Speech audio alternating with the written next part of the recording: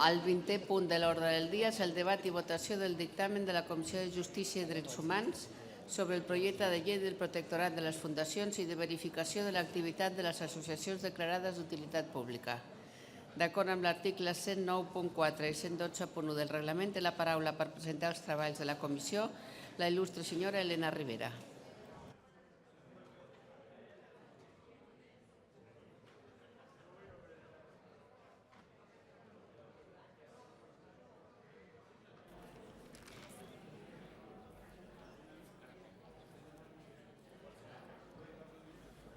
Sí.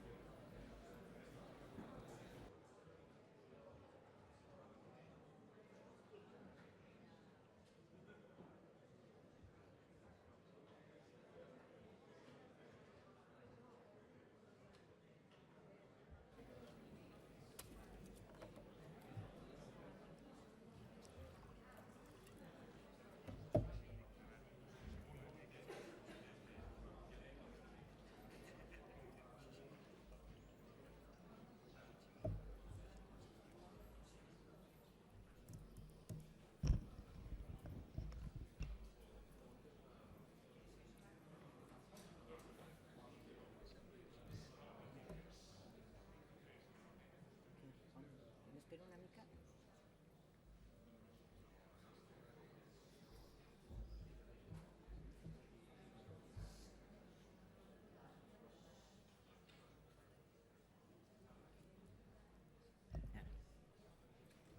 Sí? Ja? Sí, ja pot començar, senyora Rivera. Gràcies, senyora presidenta. Tinc el gust de fer de relatora d'aquest projecte de llei del protectorat de les fundacions i de verificació de l'activitat de les associacions declarades d'utilitat pública. Aquest és un projecte de llei que ha passat diferents vicissituds a lo llarg del temps i que en boca del meu benvolgut company i diputat Milà, que ara està una mica distret però ara ja no, ell quan vam presentar aquest projecte va dir aquest text té una música i aquesta música ha anat variant i això ha provocat diferents parelles de ball. I així va ser. Aquest va ser un text que ja ve de la 8a legislatura, que venia amb una partitura presentada en aquell moment signada per el Partit Socialista, que és aquesta llei, la llei del protectorat, el protectorat és un òrgan que acompanya les fundacions. I en aquest cas també afegim a les associacions declarades d'utilitat pública amb òrgans que supervisin la seva gestió precisament per la finalitat d'utilitat pública. Doncs bé, amb el llibre tercer del Codi Civil, el grup socialista en aquell moment, en la legislatura octava, va presentar un projecte per regular el protectorat.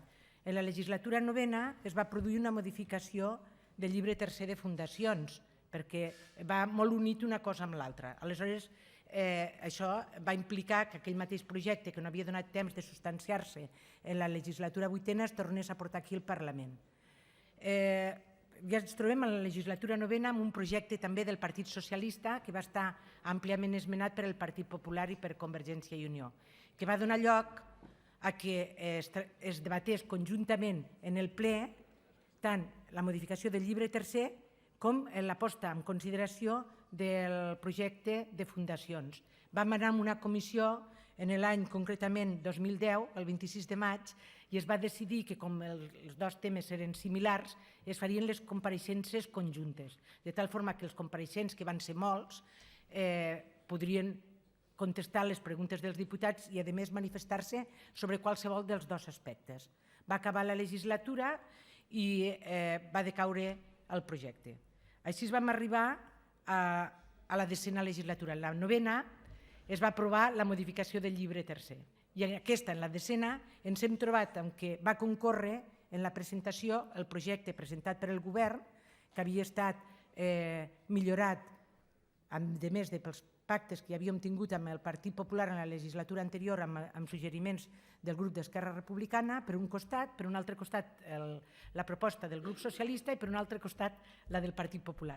I tornaré a lo de la música perquè és veritat que les combinacions que es van anar fent van donar lloc a aquests pactes. Però aquest dia, quan el senyor Milà va dir ha passat això, i tots ens havíem presentat esmenes, o molts dels grups, esmenes a la totalitat, vam decidir, perquè ja el cant que va començar a sonar en febrer d'aquest any aquí en el Parlament, és que el que ens calia, ja que estàvem a la tercera intentona, era intentar de fer-ho bé, de posar-nos d'acord en el màxim possible, de mirar de transaccionar i, des de luego, de retirar les esmenes a la totalitat. De tal manera que es poguessin, sobre els 3 textos presentats, utilitzant un document com a base, que va ser el projecte del govern, mirar de fer una regulació conjunta.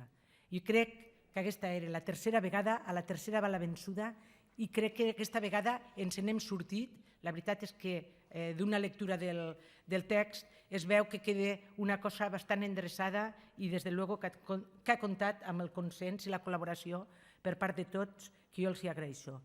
S'ha fet, i ja es va esmentar quan es va presentar el text, que a més de la flexibilitat, la confiança en les fundacions, intentaríem adequar, i ho regulava així el projecte presentat pel govern, tot el tema de la regulació de les fundacions, sobretot quan aquestes tenen fons públics, inclús amb les associacions declarades d'utilitat pública, que se'ls adequarien les normes de transparència. S'estava regulant, s'estava debatent també en el Parlament sobre la llei de transparència i hem tingut molta cura, després ho deixaré als meus companys perquè ells ho vagin explicant en concret què vol dir això, de que també pel que fa referència a les fundacions, tot l'apartat de transparència el sigui predicable. S'han presentat 105 esmenes. Es van aprofitar les compareixences perquè, en virtut d'aquest consens, vam establir entre tots que aquestes compareixences ja s'havien tingut en el seu moment i que aprofitaríem el que en elles s'havia dit. En aquest apartat he d'agrair molt, i el veig aquí acompanyant-nos, la feina que ha fet la coordinadora de fundacions amb tots els grups parlamentaris explicant-nos quin era el seu posicionament i com es podia millorar el text i també les seves preocupacions per no veure sotmesos a una doble regulació. D'una banda, per la llei de transparència i, per una altra part, per aquesta llei, per als dictats de transparència que imposava aquesta llei sobre les fundacions. Sobretot tenint en compte aquelles fundacions que són petites en la seva dimensió o en les seves possibilitats perquè poguessin donar bon compliment a la llei. Per tant, el nostre agraïment, que crec que ho puc dir en nom de tots els grups, tant al seu president actual, el senyor Pere Fàbregas, com al secretari general, el senyor Raimon Bergós. En el capítol d'agraïments externs, no seria possible tampoc aquesta llei sense la col·laboració del projecte inicial del Departament de Justícia, la mà estesa del conseller des del primer moment a que s'obrís, a que retiréssim les esmenes per part del nostre grup, l'esmena a la totalitat, el seu suggeriment, i que acceptéssim i escoltéssim les esmenes de tots els grups per mirar d'arribar a aquest consens. Aquesta mateixa directriu des de dalt, traslladada pel senyor Jordi Torrents, al que també saludo des d'aquí, que ha fet molt bé d'enllaç, i per al personal de la pròpia Direcció General, des del director senyor Ballester, la sosdirectora Olga del Peix i els tècnics que han tingut forces reunions amb nosaltres, el senyor Josep Lluís Cano i la senyora Carolina Sáenz. I què dir dels ponents? No vull passar aquesta oportunitat, ja que no n'hi ha potser moltes en la nostra vida parlamentària i tindrien que ser més sovint, de poder lloar els companys perquè tots s'han esforçat en la mateixa línia de trobar un consens el més ampli possible. Hi ha hagut, per part d'Esquerra Republicana, la seva portaveu ha estat la senyora Gemma Calvet, per part del Partit Socialista el senyor Ferran Pedret, per part del Partit Popular el senyor Sergio Santamaría, el senyor Salvador Milà per el grup d'Iniciativa Catalunya Verds Esquerra Unida i Alternativa, la senyora Carmen de Rivera per el grup de Ciutadans i la senyora Isabel Vallet per la CUP. La senyora Gemma Calvet ens va dir el primer dia, i ja també quan vam posar en tràmit, debat, si tenia esmenes i si tirava cap endavant el projecte, que teníem que treballar ràpid i treballar bé. I aquest eslògan que ens va deixar damunt de la taula és el que ja ha encapçalat, s'ha posat aquest barret i ha facilitat totes les coses perquè pogués entrar aquest projecte en termini que es pogués portar avui. Però no fet de qualsevol manera, sinó fet d'una forma amb rigor. I és especialment d'agrair que en l'última etapa li coincidia amb les feines de la llei de transparència, per la qual també, quan s'incorporava les reunions de la nostra ponència, ens portava el debat fresc de per on anaven els temes de transparència, perquè aquí les fundacions entressin amb aquesta regulació comú i que no produís ingerències ni contradiccions. Del senyor Ferran Pedret vull destacar, entre moltes altres coses, la seva moderació, objectivitat, el seu to conciliador i la seva voluntat també de solucionar les coses, a part de que és un bon escriptor que ell ens convida sempre a fer les seves lectures. Del senyor Milà, amb el qual ja tenim una àmplia experiència i hem compartit moltes sessions, vull traslladar el meu afecte i el meu reconeixement. Ens ha posat damunt de la taula en tot moment totes les músiques que han fet falta perquè ho poguéssim ballar entre tots. Els seus coneixements que hem conegut, que ja sabíem, però que hem arribat, com han dit abans, amb el temps. Un va coneixent coses dels companys, que era un brillant estudiant, i ho hem pogut comprovar, per les seves apreciacions subjectives que han permès que tots els grups, buscant fos qui fos, pogués veure ateses les seves pretensions, no només les que presentava el grup d'Iniciativa per Catalunya. Per tant, moltíssimes gràcies. Del senyor Sergio Santamaría també agrair-li el seu to conciliador i cordial i també per buscar consens. I la senyora Carmen de Rivera per la seva flexibilitat també en buscar la millor solució per les esmenes que havia presentat, algunes de les quals han sigut molt importants per poder classificar les fundacions per la seva transparència. També el seu sentit de l'humor, alguns dies que estàvem una mica espessos. Aquí jo no explicaré quines eren les seves solucions.